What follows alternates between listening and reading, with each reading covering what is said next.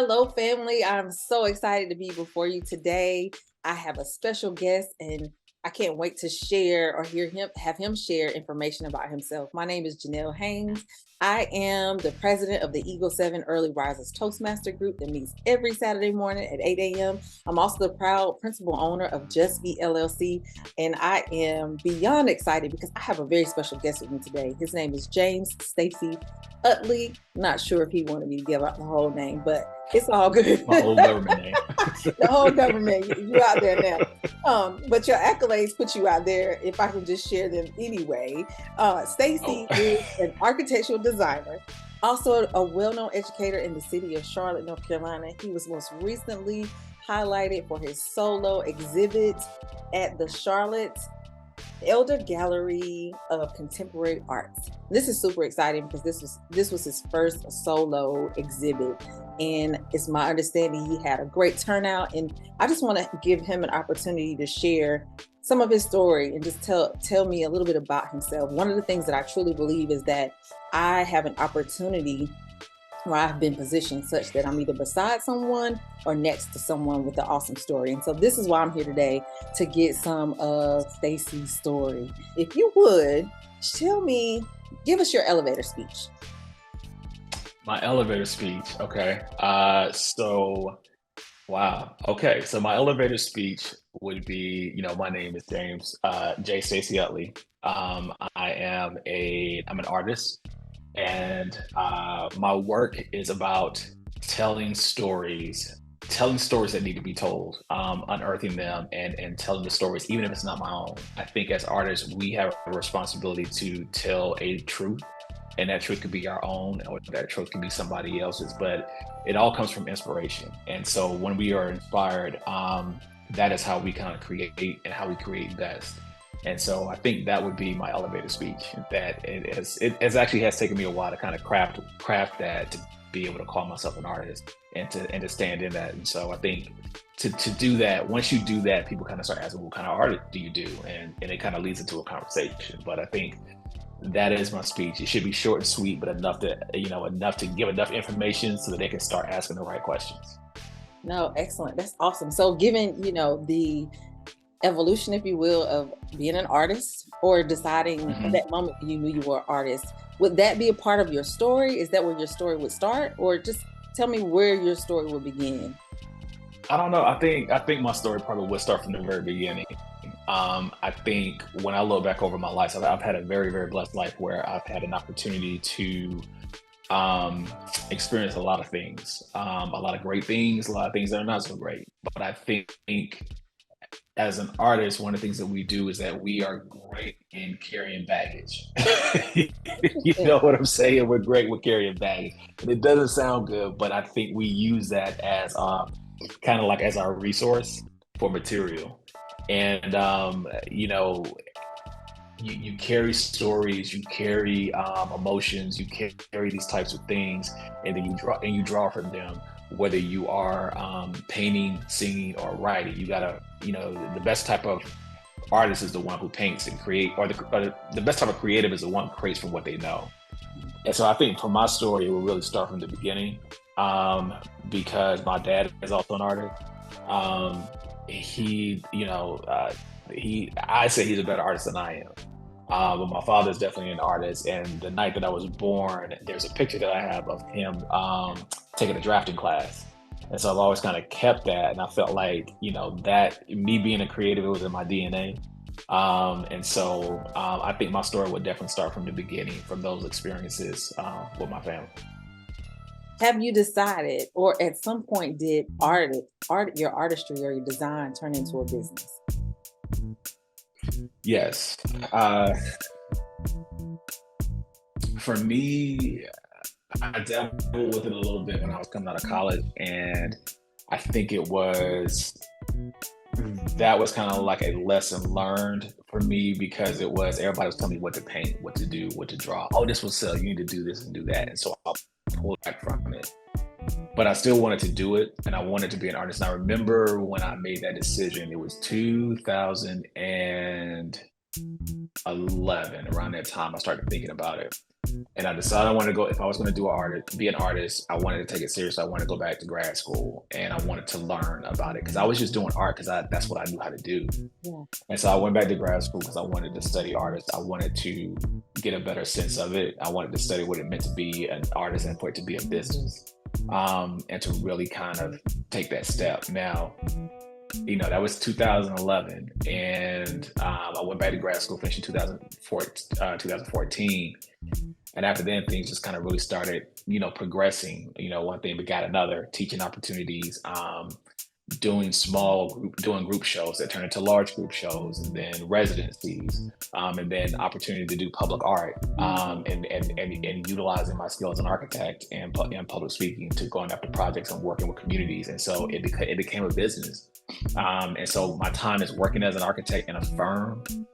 All of that prepared me to running my own business, in terms of being an architect, writing proposals, going into meetings, working with communities, engaging with communities and stuff like that. So those things prepared me for that. And so to where I'm at right now. And so I think betting on yourself is very hard to do. You know what I'm saying? Because there's so many unknown factors. But I think once you do that and you step out on faith, it really opens the door for a lot of opportunities. So, yeah, I mean, yeah.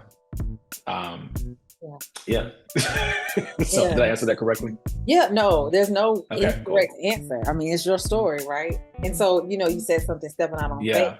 So I have, I guess, a two-part question. Who kind of gave you that push? Who said it's okay? You know what I mean? And is that the person that believes in you the most?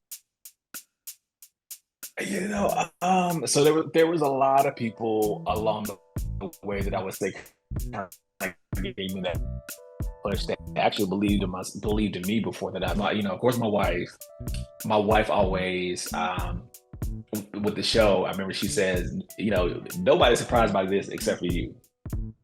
And so she has always, she has always definitely been supportive with that. And so, anything that happens, she was like, nobody's surprised except for you. And so that kind of that is that encouragement that I continue having. My mentor, Phil Freelon, was very much a huge supporter, who was just like, you're going to go off and you're going to do great things and you're going to have to step out on your own at some point. And I don't think I knew what that meant at the time, but I think looking at him and understanding the chances and risks that he took to start his business was really important to do that. And then I also have friends that, growing up was like, what, you'll do this when you're ready. And I have a friend of mine, she's kind of my big sister. She came to my show, April Love. She always calls me, every time I call her, she answers the phone, she calls me Almost Famous. And so, she's like, how you doing, Almost Famous? And I'm like, okay.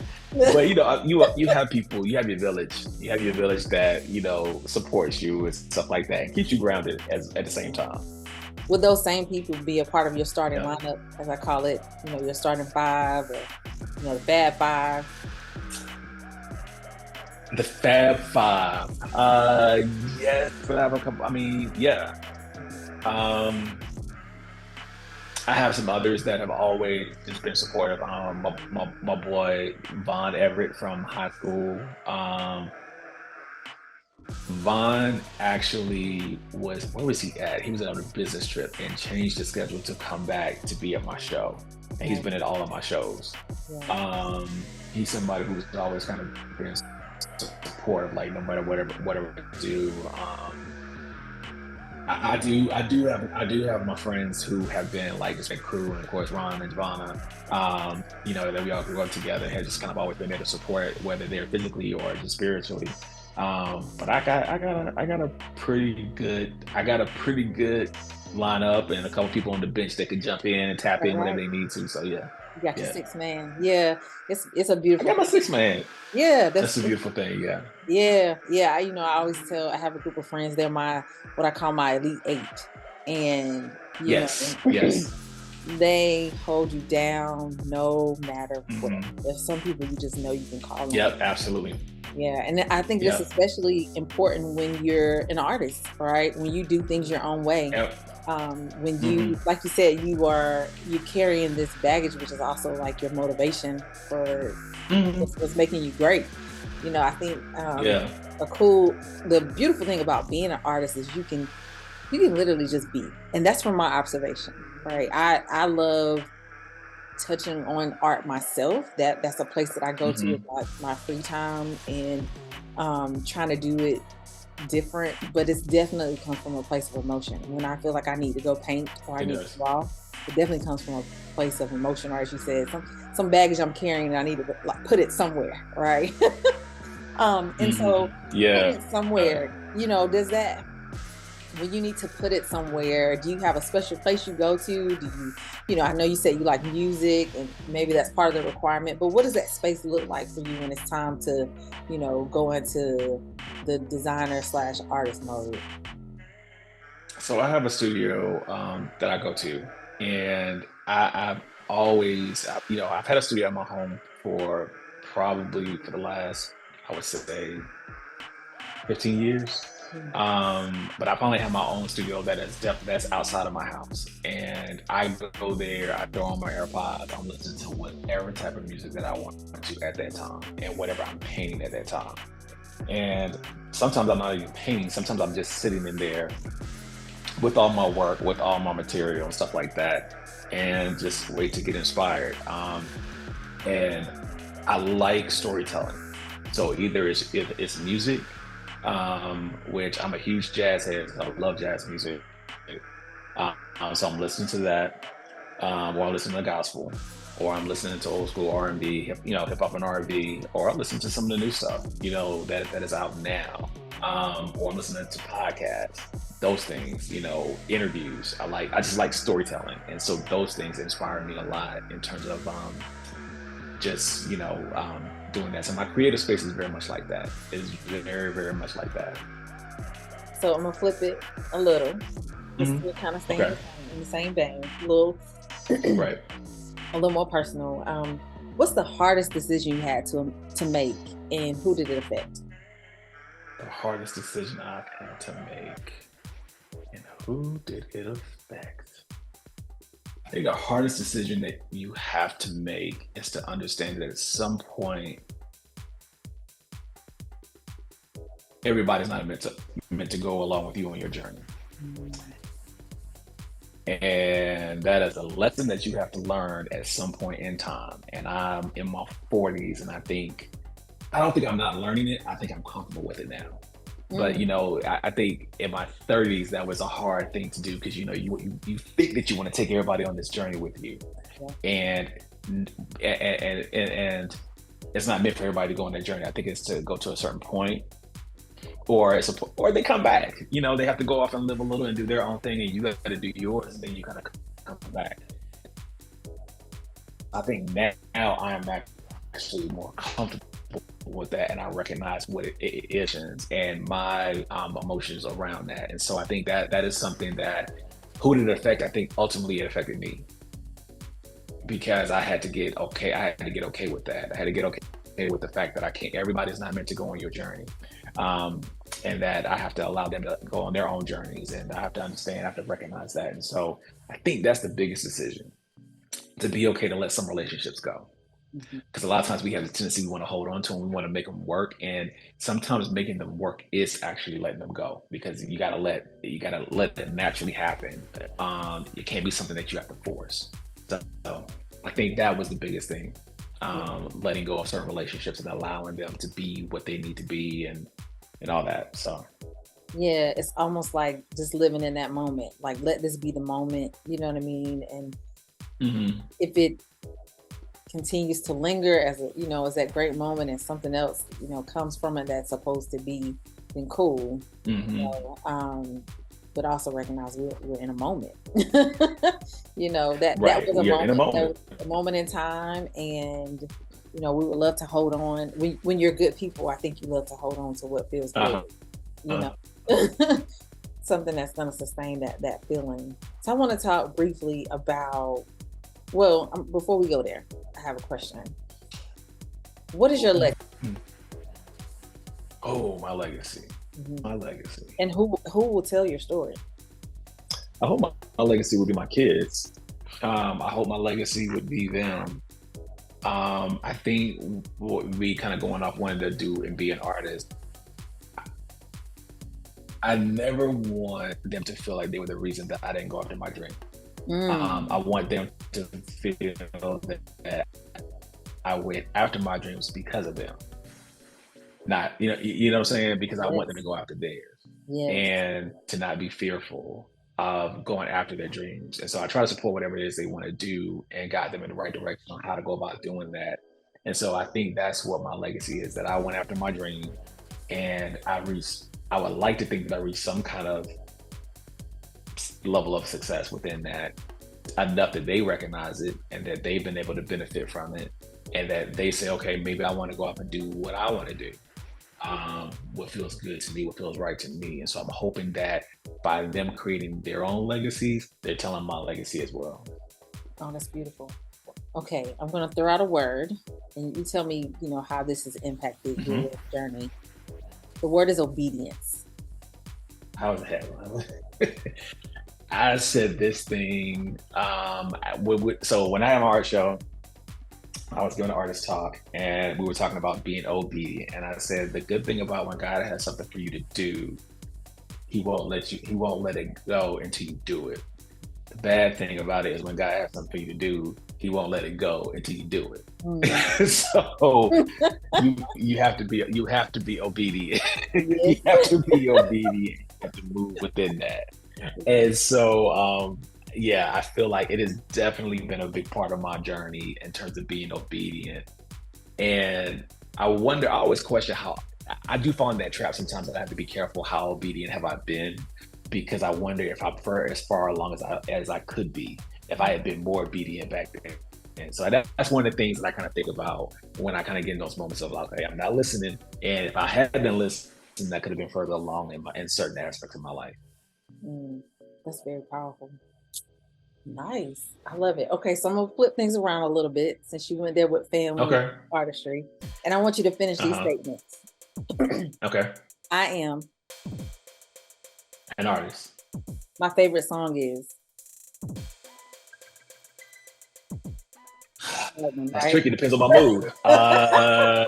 Depends on my mood. What mood am I in today? You know what? Because I am talking to you and I have known you for a very long time, I'm in a 90s mood. Okay. And so I was actually listening to SWV's first album, Week. That's good. The whole album, can't pick one song, right? It would have to be Week. It would have to be Week. I don't know why I don't know. My wife and I were talking about that the other day, and I don't know why that song. So I was like, let me just play it. So yes. Yeah. Yes, and I've known you since the 90s when that album came out. It's a timepiece, right? So yes, it's a timepiece. Absolutely. So it's ironic that we're doing this today. So I love it. It's everything happens for a reason, and it's in a special timing, right? Okay. Yeah, it was preparing me for this. Who knew? Exactly. So my why is, fill that in. Oh, my why is my kids. I feel that. People think I am, but I really am. But I am really. People think I am, but I am really. Okay. So people think I am, I don't want to say, people think I'm an extrovert, but I am very much an introvert. That was going to be my guess. I'm very much an introvert. I just got people skills. I like it. I like you know what I'm saying? I'm an introvert, but I just got people skills. Yes. I do have to have my time to myself, and I don't like doing the parties. I don't like doing the crowds. I like my space. So yeah. Yeah, that's super important. We talk about that all the time. Self-care is undervalued. Absolutely. Okay. And being selfish being selfish is part of self-care. Absolutely. And I think we have to flip the association or flip the thought around it. I think we feel like if we're taking self-care, then we're being selfish. And Mhm.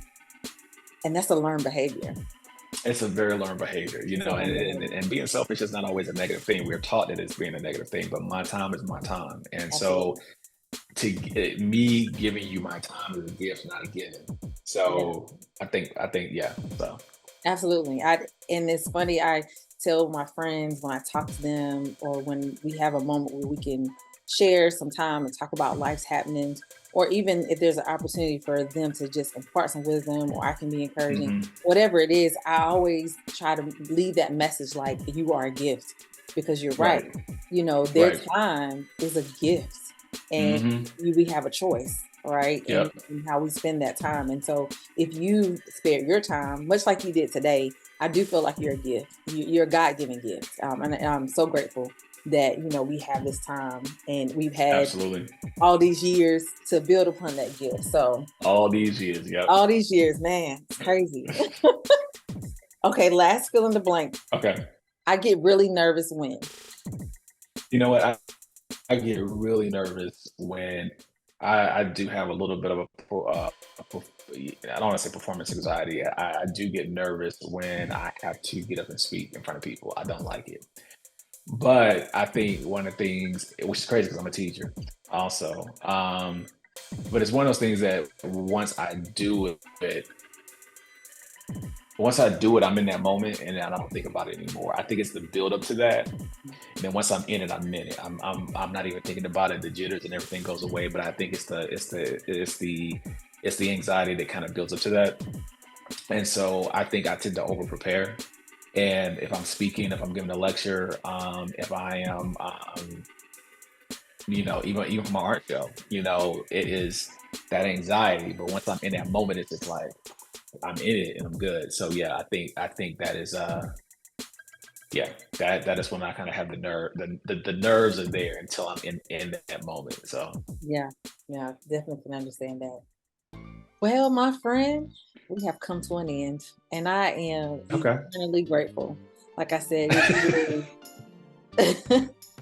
I think both of us are laughing because it's amazing to see what we are in our lives and our journeys. And right. if you think back to sixth grade, in our Wow. sixth grade, we won't tell the world how old we are now, but sixth grade to now, in some however many years later, sitting in a Mm, desk, just trying to figure out how to be middle schoolers, to now talking ugh, about, this evolution of artistry, education, mhm. design, podcasts, speaking publicly before people. I'm just beyond excitement to still be in this place where you and I can discuss it as professionals, as friends. I think that's the most important part, as friends. And I'm just grateful that you get to share your story with me. And I got to be a part of this journey. And thank you for being here today. And I Thank just you. want to say that I believe that I know and I believe in the story of extraordinary people doing extraordinary things. And you're absolutely one of those people. And so I am grateful for you. And I pray that God will continue to bless all the things that you touch. And thank you once again. No, thank you. I appreciate it. It was my pleasure.